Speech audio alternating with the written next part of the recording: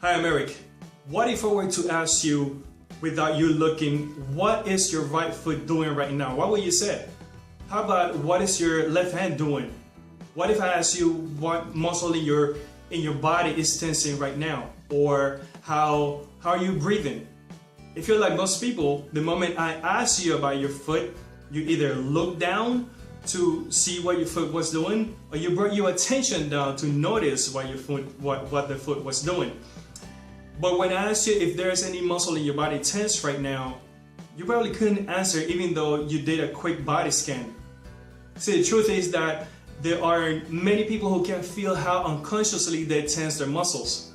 For instance, when people stand, most people tend to squeeze unconsciously, of course, the butt.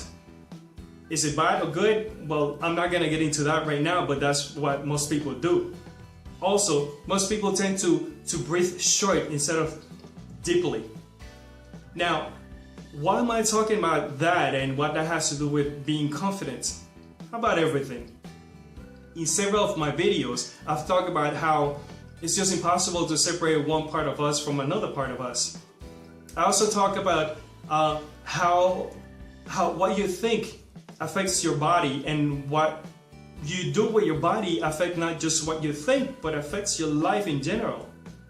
So creating body awareness doesn't only train you to understand proprioception, which is where you stand in space, but to open the conversation between all parts. Not only that, as you become more aware of your body's conversation, you become more aware of your mental conversation. Because what? Because as above, so below. So you do one thing, you do the other thing. Without getting too new agey, the reality of the situation is that as you become more aware not only of your body parts, but about what they do and how they do it, you're also training your executive functions. You know, shit like making decisions or monitoring your behavior and things like that.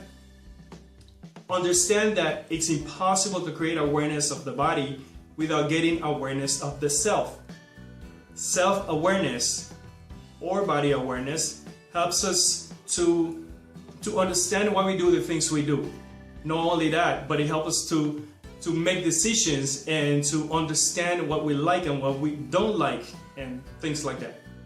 And those things are extremely important when it comes to living a better life and to do things to the best of our capacity.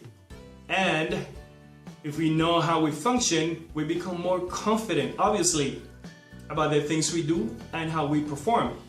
So, to recap, body awareness is self-awareness. Understanding what you do with your body creates understanding of what you do with your life. So, that's all for now.